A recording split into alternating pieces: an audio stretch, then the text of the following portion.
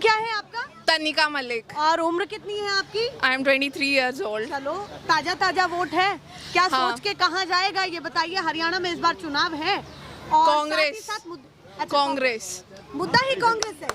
मुद्दा ये नहीं है, हाँ। जो बीजेपी है हाँ। उसमें तो ऐसे है कि मोदी जी उनके हीरो हैं और मोदी जी के नाम पे पूरी इंडिया वोट डालती है। ये नहीं देखते कि पीछे जो पूरी स्टेट्स में जो है वो क्या कर रहे हैं उनके सीएम्स, और नीचे जो कर रहे हैं इतने ज़्यादा क्रिमिनल केसेस हैं।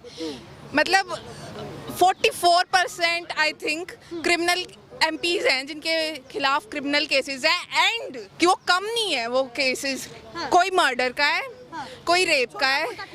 हाँ, इट्स नॉट दैट सिंपल। आपने कहा मोदी जी के चेहरे को ही आगे किया जा रहा है, राज्यों में नहीं देखा जा रहा कि कौन नेता क्या कर रहा है और किस तरीके से सरकारें चल रही है। केवल एक नाम है और उसके आड़ पर पूरी वोट बटोरी जा रही है। ऐसा क्यों लगता है आपको? वो कह रहे हैं कि भैया चेहरा बहुत दमदार है, और इंटरनेशनली अगर बात करें तो काफी विश्व पटल पर जो बातें होती है तो वो काफी स्ट्रांग होती है मोदी जी के लिए कि एक बेहतर लीडर है।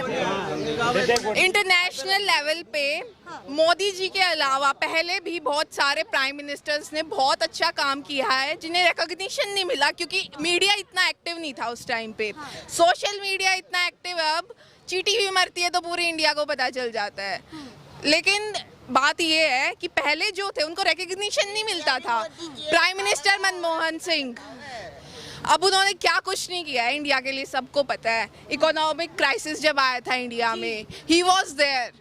लेकिन अब जो हमारी सिचुएशन हो रही है ना हमारे देश के लिए, इन्फ्लेशन इतना बढ़ रहा है, सबके दाम इतने बढ़ रहे हैं महंगाई की वजह से। मैं सीरियसली बता रही हूँ, हमारे घर पे जो मेड आती है ना, जो भी जितने भी वर्कर्स आते हैं, 2-3 वर्कर काम करते हैं हमारे घर पे, वो कहते हैं कि हमारी हालत बहुत तंग है और हमारे लिए सांस लेना तक मुश्किल हो गया। वो कह रहे हैं हमारे बच्चों को पढ़ाना हमारे लिए मुश्किल हो गया है। जब आप उन लोगों से बात करते हैं तो आप उन बातों को साझा कर रही हैं। आपने कहा इन्फ्लेशन है बहुत ज़्यादा। सरकार ये भी कहती है कि हम डिफेंस में जब काम कर रहे हैं, मजबूत कर रहे हैं, ग्रोथ कर रहे हैं, सारी चीज़ें आनी है, तो कहाँ एकदम से चीज़ों को अपर लेवल पर ले जाया जाएगा? ग्राफ कैसे बढ़ेगा? धीरे धीरे चीज़ों को सुलझाया जा रहा है। उनका ये भी कहना है कि कांग्रेस ने इतने सालों केवल करप्शन किया है और उसको सुधारते सुधारते अब हम यहाँ पर आए हैं और आगे और मौका दीजिए। No one is 100% pure. Everyone knows that.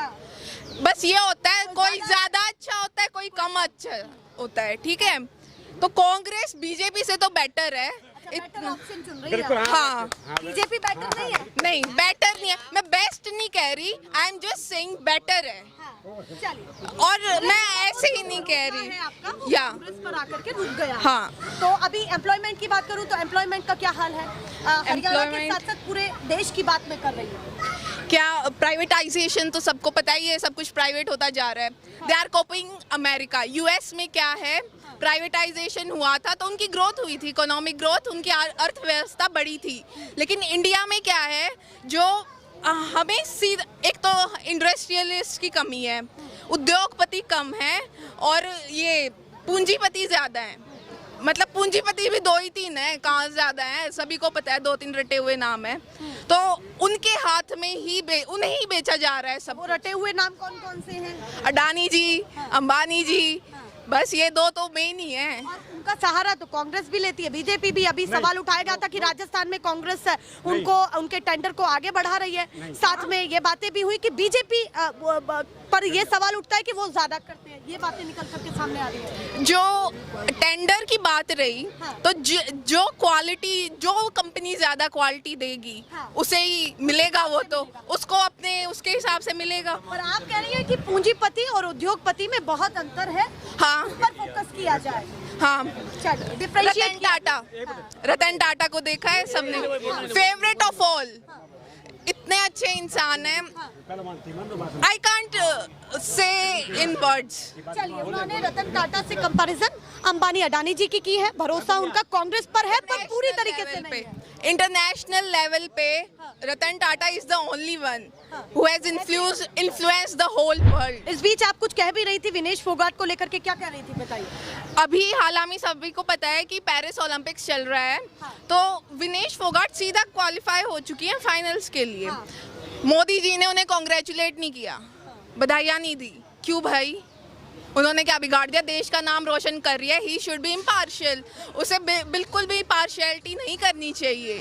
एक अच्छा प्रधानमंत्री वही होगा जिसकी नज़रों में सब एक बराबर होते हैं। जस्ट बिकॉज उनकी पार्टी का एक एमपी था जिसके साथ उनकी कंट्रोवर्सी हो गई और वो मोलेस्टेशन के चार्जेस से, एवरीवन नोज, साक्षी मलिक, बजरंग पूनिया, विनेश फोगाट सब वहाँ पे बैठे थे। विनेश फोगाट और साक्षी मलिक और संगीता और बजरंग पुनिया, इन सब ने ये सवाल भी उठाया था कि प्रधानमंत्री जवाब क्यों नहीं दे रहे। हाँ, घेरा था ना। Yeah absolutely right, you are absolutely right.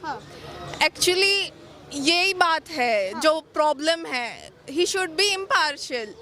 Manmohan Singh को कहते थे चुप रहता था, अब इसको क्या हो गया, ये क्यों चुप है? मतलब आप कह रहे हैं कि बेटियां, देश की बेटियां बाहर जाकर के नाम रोशन कर रही हैं तो उनको देश में सुरक्षित नहीं है वो, फिर भी वो बाहर जाके नाम रोशन कर रही है। अगर रेसलिंग की एकेडमी है ना, तो माँ बाप को सोचना पड़ता है कि क्या हमारी बेटी जा पाएगी वहाँ पे, एडजस्ट कर पाएगी, अगर किसी ने कुछ कह दिया तो ऐसा रहता है। प्रधानमंत्री जी से आपका ये सवाल आखिरी है कि भाई आपने अभी तक उनको अप्रिशिएट क्यों नहीं किया? विमेन सिक्योरिटी नील। चलिए, बहुत सारे सवाल हैं, काफ़ी वो अपनी बातों को कैमरे पर रखी हैं और खुल करके रखी हैं, ऐसे ही दिखाते रहेंगे। फिलहाल के लिए नमस्कार।